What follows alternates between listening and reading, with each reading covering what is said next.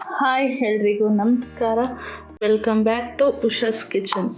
ನಾನಿವತ್ತು ರಾಗಿ ಕೀಲ್ಸನ್ನು ಮಾಡ್ತಾ ಇದ್ದೀನಿ. ಇದು ತಿನ್ನೋದ್ರಿಂದ ದೇಹ ತುಂಬ ತಂಪಾಗಿರುತ್ತೆ, ಸಖತ್ ಟೇಸ್ಟಿಯಾಗಿರುತ್ತೆ. ಬನ್ನಿ ಯಾವ ರೀತಿ ಮಾಡೋದು ಅಂತ ನೋಡ್ಕೊಳ್ಳೋಣ. ರಾಗಿ ಕೀಲ್ಸ ಮಾಡೋದಕ್ಕೆ ನಾನಿಲ್ಲಿ ರಾಗಿನ 4 to 5 ಟೈಮ್ಸ್ ತೊಳ್ಕೊಂಡು ಒಂದು 6 hours ನೆನೆಸಿಟ್ಕೊಂಡಿದ್ದೀನಿ. ಅದರಲ್ಲಿ ಸ್ವಲ್ಪ ಅಕ್ಕಿ, ಸ್ವಲ್ಪ ಗೋಧಿನ ಹಾಕಿ ಇಟ್ಟಿದ್ದೆ. ಈಗ ರುಬ್ಕೊಳ್ಳೋಣ. ರಾಗಿನ ಒಂದು ಜಾರ್ಗೆ ಹಾಕ್ಕೊಂಡು ಅದರಲ್ಲಿ ಒಂದೆರಡು ಲವಂಗನ ಹಾಕಿ ರುಬ್ಕೋಬೇಕು.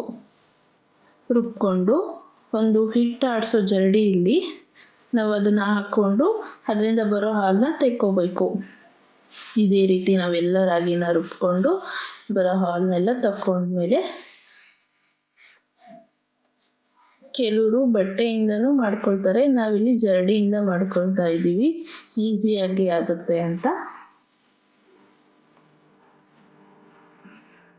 ಕೈ ಆಡಿಸ್ತಾನೇ ಇರಬೇಕು, ಬೇಗ ಆಗುತ್ತೆ.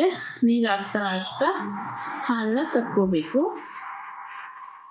ಇದು ತಿನ್ನೋದ್ರಿಂದ ದೇಹ ತುಂಬ ತಂಪಾಗಿರುತ್ತೆ, ಚೆನ್ನಾಗಿರುತ್ತೆ.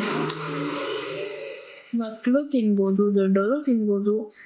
ಇದಕ್ಕೆ ನಾವು ಬೆಲ್ಲ ಹಾಕಿರ್ತೀವಲ್ಲ, ಅದರಿಂದ ಚೆನ್ನಾಗಿರುತ್ತೆ.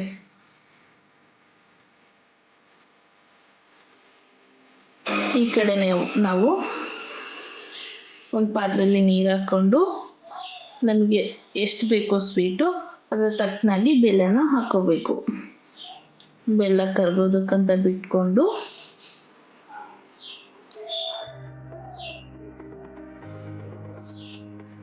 ಬೆಲ್ಲ ಇಲ್ಲಿ ಕರಗ್ತಾ ಇದೆ. ಸ್ವೀಟ್ ಎಷ್ಟು ಬೇಕೋ ಅಷ್ಟು ಪ್ರಮಾಣದಲ್ಲಿ ಬೆಲ್ಲನ ಹಾಕ್ಕೋಬೇಕು.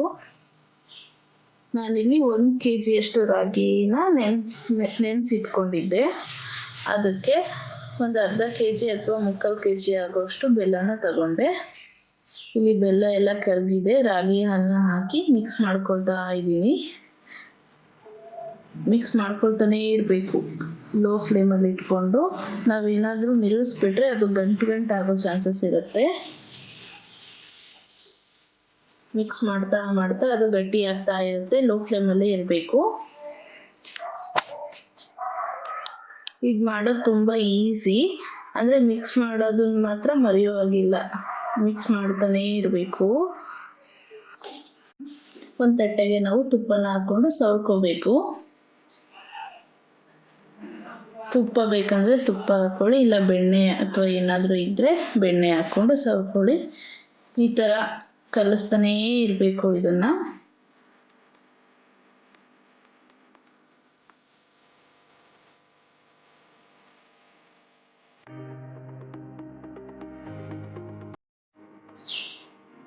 ತುಂಬ ಸಾಫ್ಟಾಗಿ ಇರುತ್ತೆ, ತುಂಬ ತೆಳುವೂ ಆಗೋದು ಬೇಡ.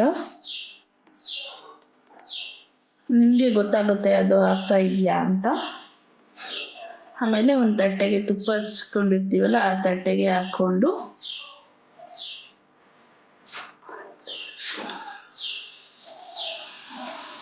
ಆ ತಟ್ಟೆಗೆ ಹಾಕ್ಕೋಬೇಕು.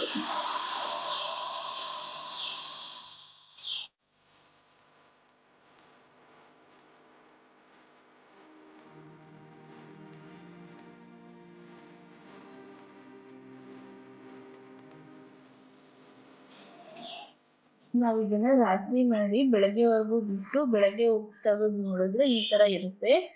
ನಾವು ಚಾಕು ತಗೊಂಡು ಯಾವ ಶೇಪಲ್ಲಿ ಬೇಕೋ ಆ ಶೇಪಲ್ಲಿ ಕಟ್ ಮಾಡ್ಕೋಬೋದು.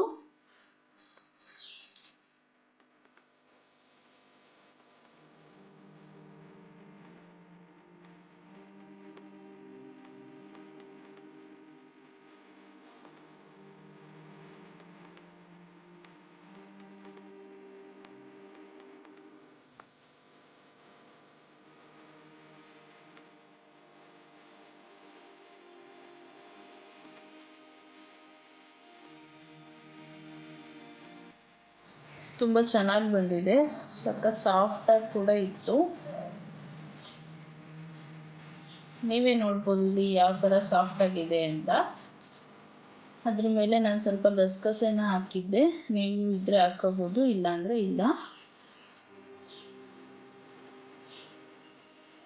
ಈ ರಾಗಿ ಕೀಲ್ ಸಾರು ಮಾಡೋದು ತುಂಬ ಈಸಿ. ನೀವು ಒಮ್ಮೆ ಮನೇಲಿ ಟ್ರೈ ಮಾಡಿ ಹೇಗಿತ್ತು ಅಂತ ಕಮೆಂಟಲ್ಲಿ ತಿಳಿಸಿ. Thank you for watching.